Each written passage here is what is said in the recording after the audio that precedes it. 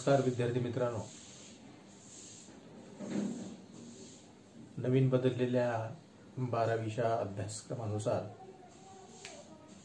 आपण याआधी समाजशास्त्राचे 2 पाठ पूर्ण केलेले आहेत.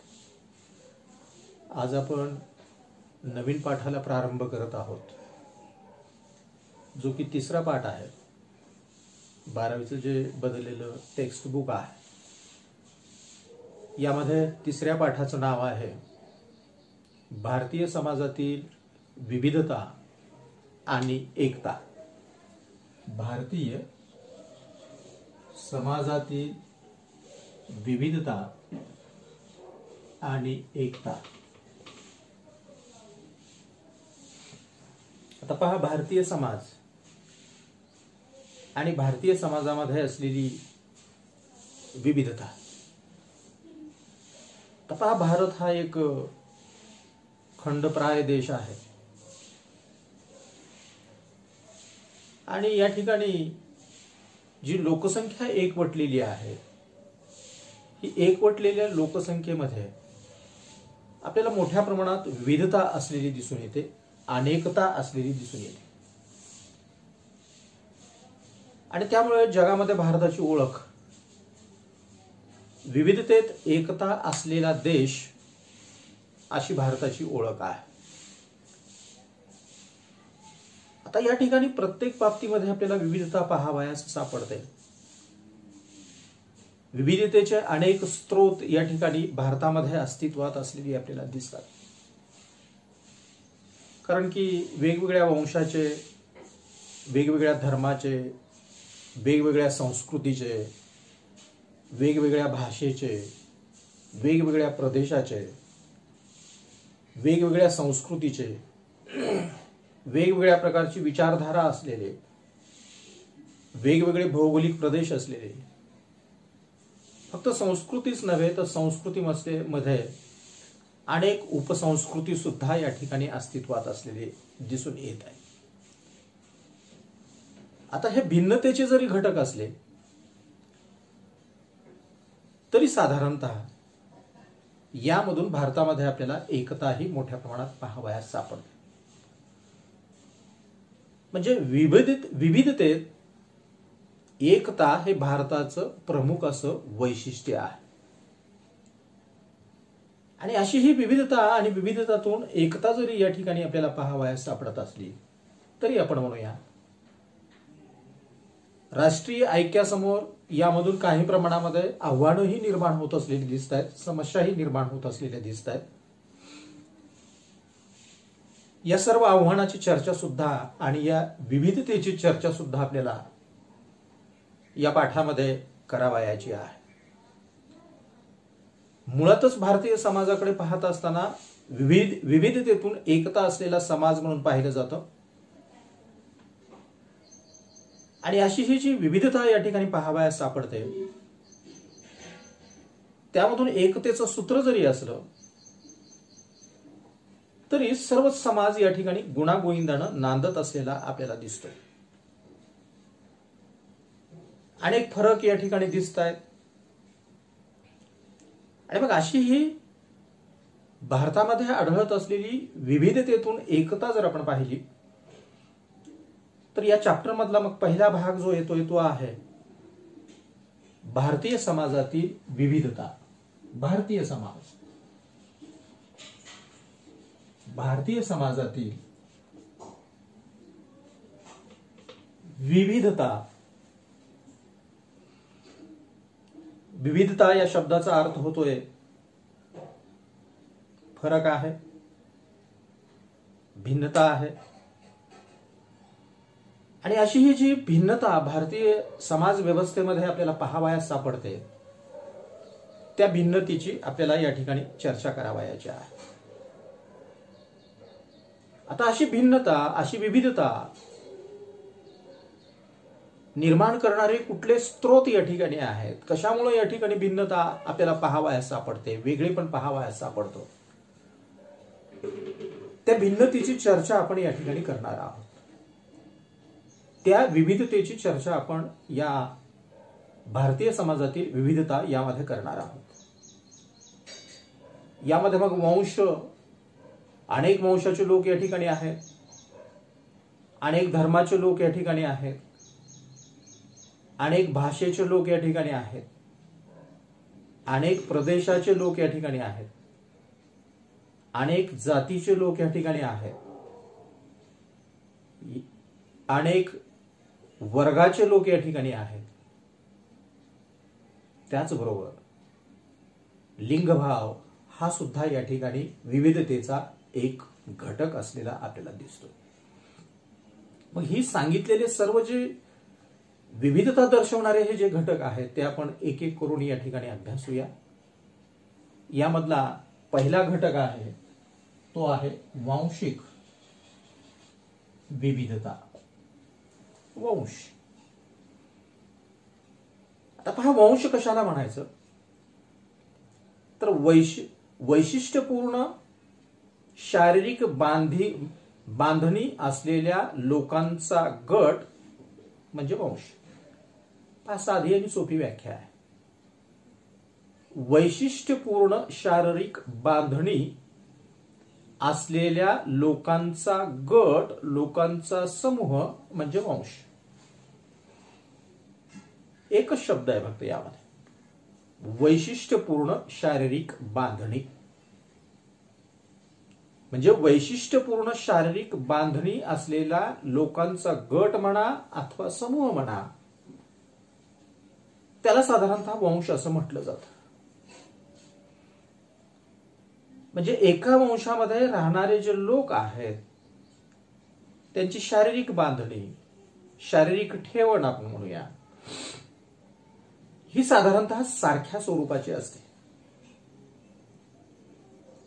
आणि त्यामुळे आपण पाहतोय वांशिक दृष्टिकोनातून भारतीय लोकसंख्येमध्ये आपण उत्तरेकडून दक्षिणेकडे आणि पूर्वेकडून पश्चिमेकडे जर गेलात तर लोकांची शारीरिक वैशिष्ट्ये आपल्याला वेगळी असलेली दिसत आहेत.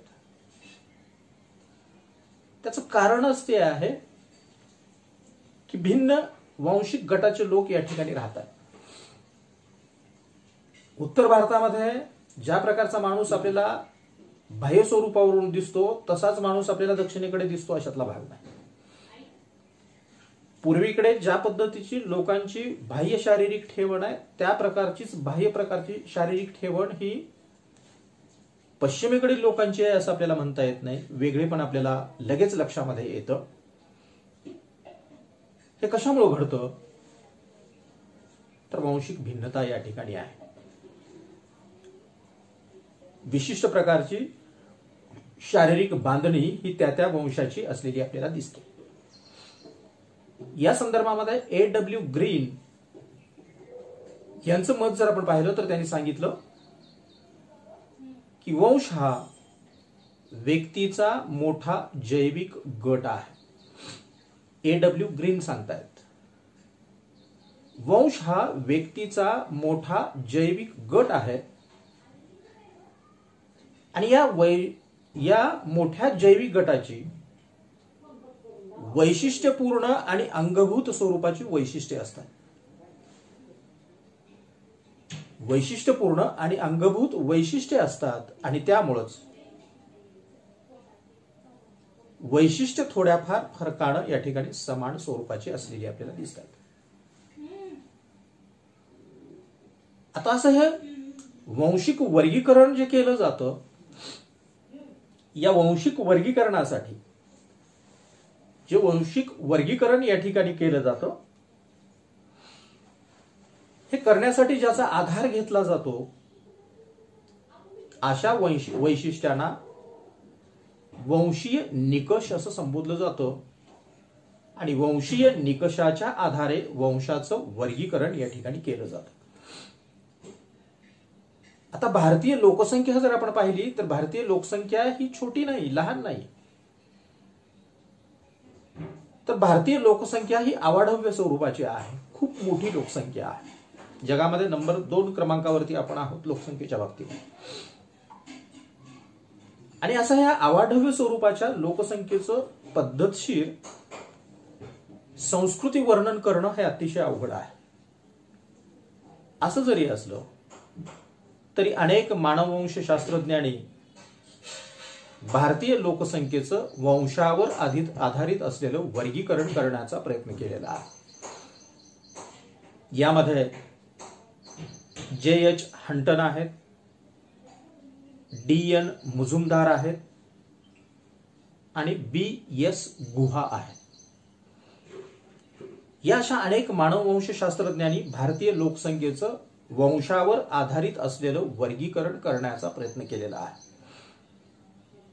यापैकी आपण आता B.S. गुहा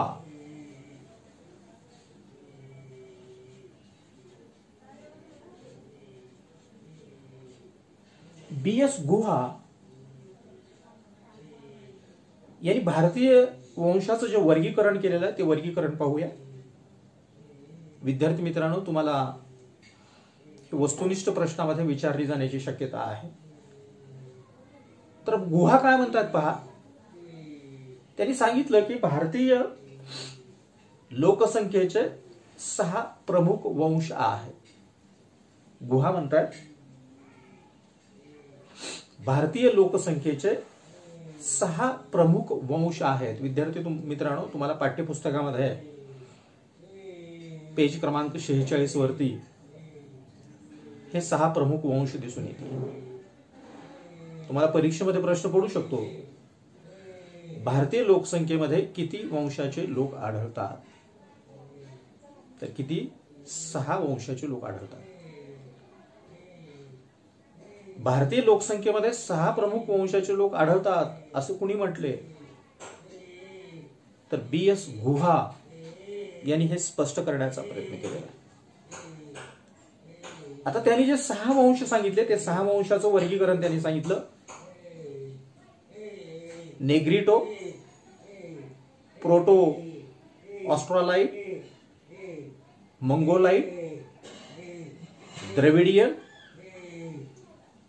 वेस्टर्न ब्राचिसेफल आणि 6वा वंश त्यांनी सांगितला नॉर्डाइक. हे साधारणतः 6 वंशाचे लोक भारतीय लोकसंख्येमध्ये पाहावयास सापडतायत असं त्यांनी सांगितलं. परंतु अशी ही वांशिक विविधता या ठिकाणी जरी असली तरी अभ्यासकांना अलीकडे जी काही निरीक्षणं नोंदवलेली आहेत या निरीक्षणानुसार असं सांगितलं जातं की सध्या जगभरामध्ये कुठंही शुद्ध स्वरूपाचा वंश आढळत नाही. तर पुरातन वंशामध्ये आता संमिश्रता आलेली आहे. आता पुरातन वंशामध्ये संमिश्रता का आली? तर मोठ्या प्रमाणात अलीकडील कालावधीमध्ये स्थलांतर घडतंय आणि स्थलांतरामुळं संमिश्रता येते. भारतामध्ये जर आपण पाहिलं की बहुजिन्सी स्वरूपाचा वंश या ठिकाणी आहे. मग असा हा वंश जो आहे आणि आधुनिक कालावधीतील चित्रण जर आपण पाहिलं तर आधुनिक कालावधीमध्ये सध्याच्या कालावधीमध्ये केवळ बाह्य शारीरिक बांधा हा यासाठी एकमेव निष्कर्ष वापरला जात नाही. तर आधुनिक कालावधीमध्ये वैज्ञानिक तंत्रज्ञानाचा वापर केला जातोय. यामध्ये जैविक आणि DNA पद्धतीचा अभ्यास केला जातो. जैविक आणि DNA पद्धतीचा अभ्यास करून या ठिकाणी निष्कर्ष मांडण्याचा प्रयत्न केला जातोय आणि या पद्धतीने जो निष्कर्ष मांडला जातोय हा निष्कर्ष वैध मानला जातोय, विश्वसनीय मानला जातोय आणि त्याच्या आधारे वंशिक भेद किंवा वंश या ठिकाणी स्पष्ट केला जातो. दुसरी विविधता दाखवणारा घटक आहे तो आहे धार्मिक विविधता, धर्म. तर पहा, भारतीय समाज आणि भारतीय समाजामध्ये असलेलं धर्माचं स्वरूप जर आपण पाहिलं किंवा जगाचं चित्रण जर आपण धर्माच्या बाबतीमध्ये पाहिलं तर धर्मसंस्था जगामध्ये आपल्याला सगळीकडेच पाहावयास सापडतात. त्यामुळे भारतही त्याला अपवाद नाही. भारतामध्येही धर्म आहे. भूतकाळ आणि वर्तमान काळात सर्वच समाजामध्ये धर्म धर्मसंस्था अस्तित्वात आहेत. आणि अशी ही धर्मसंस्था आणि अशा या धर्मसंस्थेचा, धार्मिक मतप्रणालीचा समाजातील विविध घटकावरती मोठा प्रभाव पडत असतो. यामध्ये मग आर्थिक बाबी आहेत, राजकीय बाबी आहेत, सामाजिक बाबी आहेत, सांस्कृतिक बाबी आहेत. या सर्व बाबीवरती धर्माचा मोठा प्रभाव पडत असतो. भारत हा बहुधर्मीय देश आहे. भारत हा बहुसांस्कृतिक परंपरा लाभलेला या ठिकाणी देश आहे. तरी स्वातंत्र्य उत्तर कालावधीमध्ये आपण जे संविधान निर्माण केलं, या संविधानानुसार आपण धर्मनिरपेक्षता या तत्वाचा स्वीकार केलेला आहे. आता भारत आणि भारतामध्ये अस्तित्वात असलेल्या धार्मिक परंपरा जर आपण पाहिल्या तर यामध्ये आपल्याला सांगता येतं, आदिवासी समाजाचा असलेला आत्मावाद आहे, आत्मा निसर्गवाद आहे. हिंदू धर्म आहे, जैन धर्म आहे, बौद्ध धर्म आहे. या धर्मांचा उगम हा भारतामधला आहे. पहा कुठले कुठले. आदिवासींचा असलेला आत्मावाद आणि निसर्गवाद भारतामध्ये उगम पावलेला आहे. हिंदू धर्म भारतामध्ये उगम पावलेला आहे. जैन धर्म आणि बौद्ध धर्म भारतामध्ये उगम पावलेला आहे. एवढेच धर्म इथं आहेत का? तर नव्हे. नंतरच्या कालावधीमध्ये अनेक धर्म या ठिकाणी आले. यामध्ये मग ख्रिश्चन धर्म आहे, इस्लाम धर्म आहे, पारशी धर्म आहे आणि त्यानंतर आणखीन एक धर्म भारतामध्ये उदयास आला, तो आहे शीख धर्म. म्हणजे इतक्या धर्माचे लोक भारतीय समाज व्यवस्थेमध्ये रहिवास करत असलेले आपल्याला दिसून येत आहेत. भारतीय संविधानाचा विचार केला तर भारतीय संविधानानं प्रत्येकाला धर्मस्वातंत्र्याचा मूलभूत स्वरूपाचा हक्क या ठिकाणी दिलेला आहे. जगभरावरती भारतीय धर्माचा मोठा प्रभाव आपल्याला पाहावयास सापडतो. धर्मामध्ये पंथ सुद्धा आहे. हिंदू धर्माचं चित्रण जर पाहिलं तर हजारो जाती या ठिकाणी हिंदू धर्मामध्ये आहे. एकाच धर्मामध्ये असलेल्या अनुयायांमधील समान स्वरूपाच्या श्रद्धा अस्तित्वात असतील असं आपल्याला म्हणता येत नाही. कारण की धर्माचं विभाजन हे अनेक पंथामध्ये आणि अनेक उपगटामध्ये या ठिकाणी झालेले दिसून येतं. परंतु प्रत्येक धर्माचे अनुयायी हे आपापल्या धर्माचे उत्सव असेल, यात्रा असेल, जत्रा असेल, सण असतील, समारंभ असतील, हे प्रत्येक धर्मामध्ये आपापले सण, समारंभ, उत्सव, यात्रा, जत्रा प्रत्येक धर्मीय व्यक्ती साजरा करत असलेला दिसतोय. हे सर्व आपापले धर्माचे अनुयायी एकत्रित येऊन आपले सण, समारंभ, उत्सव, यात्रा, जत्रा साजरे करत असलेले दिसत आहेत. उदाहरण जर आपण भारतातलं पाहिलं तर भारतामध्ये साजरा होत असलेला गणेश उत्सव आहे. आता गणेश उत्सव तोंडावरती आला, परंतु कोरोनाच्या पार्श्वभूमीवर मला वाटतं यावर्षी तेवढं भव्य आणि दिव्य स्वरूप त्याचं असणार नाही. मग गणेश उत्सव आहे, दिवाळी आहे, रमजान ईद आहे, पतेती आहे, क्रिसमस आहे, बौद्ध पौर्णिमा आहे. हे सर्वच सण आपण म्हणूया की त्या त्या धर्माचे लोक एकत्रित येऊन साजरे करतायत.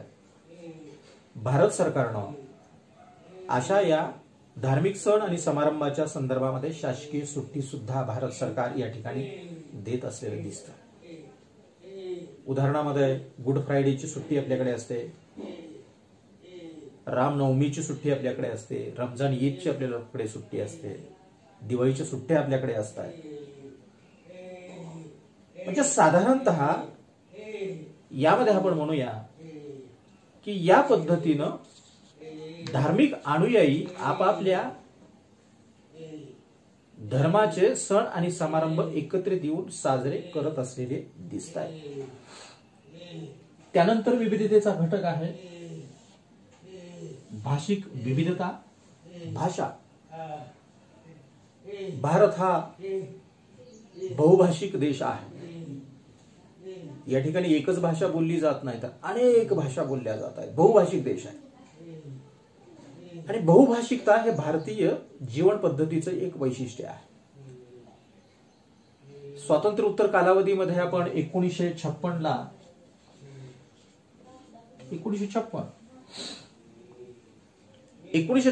आपण भाषावार राज्य पुनर्रचना या ठिकाणी केली.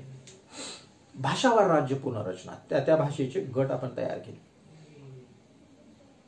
विशिष्ट राज्यातील रहिवासी विशिष्ट भाषा त्यामुळे या ठिकाणी बोलतायत. भारत हा विविध भाषांनी नटलेला देश आहे. भारताचं संविधान जर आपण पाहिलं तर भारताच्या संविधानानं 22 भाषांना अधिकृत स्वरूपाची मान्यता दिलेली आहे. 22 भाषांना संविधानानं अधिकृत मान्यता दिलेली आहे. एखाद्या तुम्हाला वस्तुनिष्ठमध्ये हा प्रश्न विचारला जाऊ शकतो. 22 भाषांना अधिकृत स्वरूपाची मान्यता आहे. या 22 पैकी संस्कृत, तामिळ आणि कन्नड या 3 ज्या भाषा आहेत, या 3 भाषांना अभिजात भाषेचा दर्जा आहे. संस्कृत, तमिळ आणि कन्नड या 3 भाषेना अभिजात भाषेचा दर्जा आहे. या 3ही भाषेना विशेष दर्जा आणि मान्यता या ठिकाणी दिलेली आहे. या ज्या 3 भाषा आहेत, या 3 भाषेना लिखित आणि मौखिक स्वरूपाची 1000 वर्षापेक्षाही जास्तीची जुनी परंपरा आहे. लिखित आणि मौखिक 1000 वर्षापेक्षाही जास्तीची जुनी परंपरा आहे. असं जरी भाषिक धोरण या ठिकाणचं आपण पाहिलं, जे भाषिक अल्पसंख्याक आहेत त्याच्या संरक्षणाची हमीही या ठिकाणी देण्यात आलेली आहे. शिक्षण आणि भाषा हे सूत्र जर आपण पाहिलं तर विद्यार्थ्यांना मातृभाषेतून प्राथमिक शिक्षण मिळावं हे भारताचं खास वैशिष्ट्य आहे. प्राथमिक पातळीवरील कमीत कमी शिक्षण विद्यार्थ्यांना मातृभाषेतून मिळालं पाहिजे. संयुक्त राष्ट्रानं 21 फेब्रुवारी 2017 21 फेब्रुवारी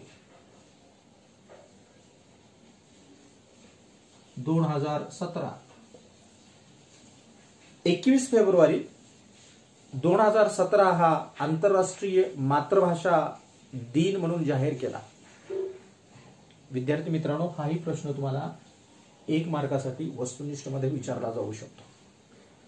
संयुक्त राष्ट्रांनी कोणता दिन आंतरराष्ट्रीय मातृभाषा दिन म्हणून जाहीर केला? तर 21 फेब्रुवारी 2017 हा आंतरराष्ट्रीय मातृभाषा दिन म्हणून जाहीर केला. भारतीय राज्यघटनेचे शिल्पकार डॉक्टर बाबासाहेब आंबेडकर यांनी मातृभाषेतून शिक्षण देण्याला प्राधान्य या ठिकाणी दिलेलं आहे. विद्यार्थ्यांना जर मातृभाषेतून आपण शिक्षण दिलं तर विद्यार्थ्याचा पूर्ण क्षमतेनं या ठिकाणी विकास होऊ शकतो. म्हणजे मातृभाषेतून प्राथमिक शिक्षण आलं. याबरोबरच आपण भाषिक बहुविविधतेलाही या ठिकाणी मान्यता देतोय. प्राथमिक शिक्षणासाठी मातृभाषा आवश्यक आहे, प्रशासन आहे आणि इतर लोकसंपर्कासाठी आपण म्हणूया की मातृभाषा वापरण्याला आपण प्रोत्साहन देतोय, प्रेरणा या ठिकाणी देतोय. यासाठी मग भारत सरकारनं मानव संसाधन विकास मंत्रालयाच्या मार्फत, म्हणजे केंद्राचं जे शिक्षण खातं आहे त्याला मानव संसाधन विकास मंत्रालय असं म्हटलं जातं. केंद्राच्या मानव संसाधन विकास मंत्रालयाच्या मार्फत मग भाषा समितीची या ठिकाणी स्थापना करण्यात आली आणि मग विविध भाषा ज्या या ठिकाणी आहेत त्यांचं संवर्धन करणं सध्या गरजेचं आहे. विविध भाषा बोलणारे लोक सध्या दुर्मिळ होत आहेत. अलीकडील कालावधीमध्ये मातृभाषा नाकारून इतर भाषेचा स्वीकार करण्यावर मोठ्या प्रमाणात भर दिला जातोय, परंतु आपलं जे भाषिक विविधता आहे ते जपणं सध्या गरजेचं आहे. कारण की भाषिक विविधता हा आपला एक सांस्कृतिक ठेवा असलेला दिसतोय, ते जोपासणं गरजेचं आहे. त्यानंतरच विविधतेचा भाग येतोय तो आहे जाती विविधता.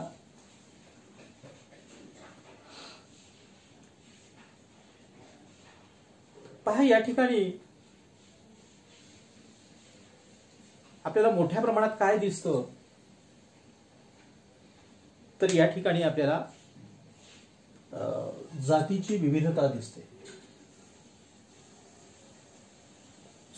जातीच्या आधी मला वाटतं प्रादेशिक विविधता हा मुद्दा आहे. जातीच्या आधी प्रादेशिक विविधता हा मुद्दा आहे. तर पहा, प्रदेश. आता भारत आणि भारतामध्ये अस्तित्वात असलेले प्रदेश जर आपण पाहिले तर भारताचं विभाजन अनेक प्रदेशामध्ये या ठिकाणी झालेलं आहे. सांस्कृतिक एकजिन्सीपणा आपल्याला निश्चित असलेल्या प्रदेशामध्ये पाहावयास सापडतो.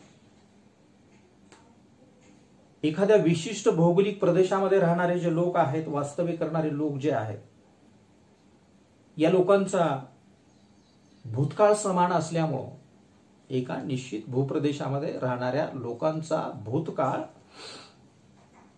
समान असल्यानं आपण म्हणूया ते वर्तमान काळाशी चांगल्या प्रकारे या ठिकाणी जुळवून घेऊ शकतात. आणि मग भारत आणि भारतामध्ये असलेले प्रदेशमध्ये देशातील भौगोलिक एकक आहे. आता उदाहरण जर आपण पाहिलं, प्रदेश म्हणजे देशातील भौगोलिक एकक आहे. याचं उदाहरण जर आपण पाहिलं तर 7 राज्य असलेला ईशान्येकडील प्रदेश, 7 राज्य असलेला ईशान्येकडील प्रदेश, ज्याला 7 सिस्टर्स असं संबोधलं जातं. 7 बहिणी, 7 सिस्टर्स असं संबोधलं जातं. म्हणजे साधारणतः ईशान्येकडील ही 7 राज्य आहे. हे 7 सिस्टर्स असलेली 7 राज्य कुठली? तर अरुणाचल प्रदेश आहे, आसाम आहे, मेघालय आहे, नागालँड आहे, मिझोराम आहे, मणिपूर आहे आणि त्रिपुरा आहे. ही 7 राज्य, ज्याला की 7 सिस्टर्स असं म्हटलं जातं. एवढंच नव्हे तर राज्यांतर्गत सुद्धा काही प्रदेश येत आहेत. आता राज्यांतर्गत येणारे प्रदेश जर आपण महाराष्ट्राच्या बाबतीमध्ये उदाहरणार्थ पाहिलं तर महाराष्ट्रामध्ये अस्तित्वात असलेल्या प्रदेशामध्ये आपल्याला कोकण सांगता येतो, विदर्भ सांगता येतो, खानदेश सांगता येतं, मराठवाडा सांगता येतं. त्याचबरोबर पश्चिम महाराष्ट्रही आपल्याला या ठिकाणी सांगता येतं. या पद्धतीनं साधारणतः त्या प्रदेशामध्येही उपविभाग असलेले दिसत आहेत, जसं की आपण महाराष्ट्राचं उदाहरण पाहिलं.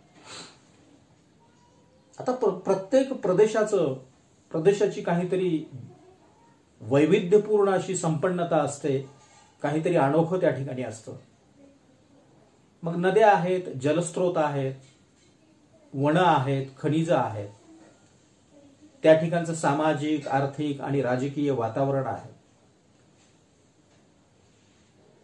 आणि या लोकांमध्ये आपण म्हणूया, प्रदेशातील लोकांमध्ये आपण म्हणूया की त्यांची भाषा सारखी असते, त्यांची बोलीभाषा सारखी असते, त्यांच्या श्रद्धा सारख्या असतात, त्यांची रूढी असेल, प्रथा असेल, परंपरा असेल, त्यांची ओळख असेल. म्हणजे प्रत्येक प्रदेशाचा स्वतःचा एक वेगळा इतिहास या ठिकाणी असतो. स्वतःच्या इतिहासाची एक वेगळी ओळख असते. उदाहरण जर महाराष्ट्र आणि महाराष्ट्राच्या इतिहासासंदर्भात आपण पाहिलं तर महाराष्ट्रामध्ये आपल्याला छत्रपती शिवाजी महाराजांचा इतिहास पाहावयास सापडतो. म्हणजे या पद्धतीनं प्रादेशिक विविधता या ठिकाणी आपल्याला पाहायला सापडते. त्यानंतर आपण विद्यार्थी मित्रांनो येऊया मगाशी मगाशी आपण म्हटलं होतं तसं जाती विविधता, जात आणि जातीची विविधता. भारतीय जाती व्यवस्था. भारतामध्ये जी विविधता सापडते त्या विविधतेचा प्रमुख स्रोत जात आहे. इंग्रजीमध्ये याला कास्ट असं संबोधलं जातं. ब्रिटिशांनी वेगवेगळ्या वांशिक आणि जातीय समुदायाची व्याख्या करण्यासाठी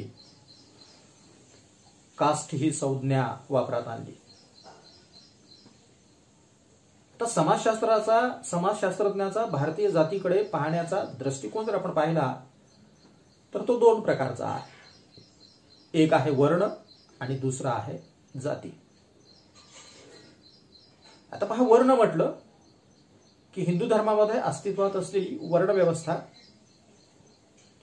जी की 4 भागामध्ये या ठिकाणी विभागलेली आपल्याला दिसते. ब्राह्मण, क्षत्रिय, वैश्य आणि शूद्र, ज्याला की आपण वर्ण व्यवस्था असं म्हणतोय. ही 4 श्रेणीमध्ये असलेली रचना आहे. भारतामध्ये जवळपास 3500 जाती आहेत. भारतामध्ये जवळपास 3500 जाती आहेत. यापैकी 751 जाती हे अनुसूचित जातीमध्ये समाविष्ट असलेले आपल्याला दिसतात. तर पहा, अशी ही जी जाती भारतामध्ये आपल्याला पाहावयास सापडते ती भारतीय समाजामध्ये सामाजिक स्तरीकरण करण्याचा प्रयत्न करते. भारताची सामाजिक संरचना ही मुळातच पूर्णतः जातीवर आधारित असलेली दिसते. कारण की व्यक्तीचं समाजातील स्थान, व्यक्तीचा समाजातील दर्जा निश्चित करण्याचं काम या ठिकाणी जात करते. आणि पारंपरिक कालावधीमध्ये जात आणि त्यामधील संबंध जर आपण पाहिले तर वस्तुविनिमयावर ती आधारित स्वरूपाची होते. कारण की तो कृषी अर्थव्यवस्थेचा आधार होता. आणि यामधून मग वरिष्ठ जातींना कनिष्ठ जाती मदत करण्याचं काम करायच्या. यामधून महाराष्ट्रामध्ये आपल्याला बलुतेदारी पद्धती पाहावयास सापडते. 12 बलुतेदारांचा आणि 18 अलुतेदारांचा वर्ग आपल्याला महाराष्ट्रामध्ये पाहावयास सापडतो, ज्यांची की गणना कनिष्ठ जातीमध्ये केली जाते. हा 12 बलुतेदारांचा आणि 18 अलुतेदारांचा वर्ग काय करायचा तर शेतकऱ्याला शेतीच्या कामामध्ये मदत करण्याचं काम करायचा. शेती कसण्यासाठी, शेतीची मशागत करण्यासाठी शेतकऱ्याला जी काही साधनं लागतायत या साधनाचा पुरवठा करण्याचं काम करायचा. आणि त्याच्या मोबदल्यामध्ये शेतकरी मग सुगीच्या दिवसामध्ये या 12 बलुतेदारांना आणि 18 अलुतेदारांना धान्य पुरवण्याचं काम करायचं. म्हणजे वस्तूच्या स्वरूपामध्ये देवाणघेवाण होते, ज्याला की उत्तर भारतामध्ये जजमान पद्धती असं संबोधलं जातं. परंतु आधुनिक कालावधीमध्ये आता 12 बलुतेदार राहिले नाहीत, 18 अलुतेदार राहिले नाहीत, अथवा उत्तर भारतामध्ये असलेली जजमान पद्धतीही आता राहिली नाही. कारण की आता वस्तू विनिमय राहिलंच नाही. कारण की बाजारपेठा आल्या, चलन व्यवस्था आली, लोकांच्या हातामध्ये पैसा आला आणि त्यामुळे या सगळ्या व्यवस्थेचा प्रभाव हा आता कमी झाला. आता अशी ही जाती व्यवस्था भारतामधील फक्त हिंदू धर्मामध्येच पाहायला सापडते अशातला भाग नाही. तर हिंदू बरोबरच या ठिकाणी जे इतर धर्म राहत आहेत, मग मुस्लिम असेल, ख्रिश्चन असेल, शीख असेल, यांच्यामध्ये सुद्धा काही प्रमाणामध्ये आपल्याला जाती व्यवस्था पाहावयास सापडते. मुस्लिमाचं चित्र जर आपण पाहिलं तर मुस्लिम धर्मामध्ये आमीर आहेत, शेख आहेत, सय्यद आहेत, पठाण आहेत. अशी मुस्लिमामध्ये श्रेणी रचना असलेली आपल्याला दिसते. आमीर, शेख, सय्यद, पठाण एवढंच नव्हे तर व्यवसायावरूनही आपल्याला मुस्लिम धर्मामध्ये धोबी असेल, दर्जी असेल, बागवान असेल, तांबोळी असेल, या प्रकारच्या जाती व्यवसायावरून मुस्लिमांमध्येही पाहावयास सापडतात. तर ख्रिश्चन धर्माचं चित्र जर आपण पाहिलं तर भारतीय ख्रिश्चनामध्येही या ठिकाणी जाती व्यवस्था दिसते. कारण की भारतीय समाजामध्ये जो ख्रिश्चन आहे तो धर्मांतरित आहे, तो मूळचा हिंदू आहे. आणि हिंदू धर्मातून तो ख्रिश्चन धर्मामध्ये गेलेला आहे, धर्म परिवर्तन केलेलं आहे. परंतु धर्म परिवर्तन करत असताना हिंदू धर्मामध्ये असलेल्या जातीमधील या माणसाने आपल्यासोबत काय नेली? जात नाही. आणि त्यामुळं मग या ख्रिश्चन धर्मामध्ये ही जाती आपल्याला पाहावयास सापडत आहेत. म्हणजे या पद्धतीनं या जातीची विविधता आपल्याला भारतीय समाजामध्ये पाहावयास सापडते. त्यानंतरचा घटक आहे वर्ग विविधता. वर्ग, आता हा वर्गावर आधारित असलेली विविधता ही अतिशय महत्वाची आहे. या घटकाचा अभ्यास आपण 11वी मध्ये केलेला आहे. आता पहा, वर्ग व्यवस्थेचा आधार काय? तर या संदर्भामध्ये दोन बाबी महत्वाच्या आहेत. एक आहे आर्थिक निकष आणि दुसरा आहे शैक्षणिक निकष. व्यक्तीचा समावेश जो वर्गामध्ये केला जातो, वर्ग म्हणजे 11वी 12वीचा वर्ग नाही, सामाजिक संरचनेमधील वर्ग व्यवस्था. व्यक्तीचं स्थान यामुळे कळतं, दर्जा आपल्याला कळतो. तर पहा, वर्ग व्यवस्था जी व्यक्तीला प्राप्त होते त्याचे दोन आधार आहेत. एक आहे आर्थिक निकष, तो गरीब आहे का श्रीमंत आहे, त्याच्याकडे पैसा किती आहे, त्याच्याकडे धन किती आहे, त्याच्याकडे संपत्ती किती आहे. आणि दुसरा घटक आहे याचा, तो आहे शिक्षण. त्या व्यक्तीची शैक्षणिक पात्रता काय, त्याचं शिक्षण काय, त्याच्याकडे गुणवत्ता कुठली आहे, याच्या आधारे साधारणतः वर्गाचं निश्चितीकरण या ठिकाणी होतं.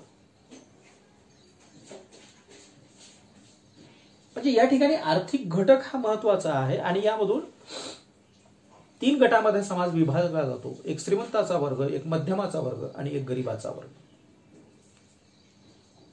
आणि त्याच्या या आर्थिक निकषाच्या आधारे, आर्थिक परिस्थितीच्या आधारे त्याचं राहणीमान आणि जीवनमान अस्तित्वात असलेले दिसतात. त्याचे आचार विचार, त्याच्या आवडीनिवडी, त्याच्या आशा आकांक्षा, त्याची स्वप्न, ही सर्व साधारणतः त्याच्या आर्थिक निकषाच्या आधारे निश्चित होत आहे.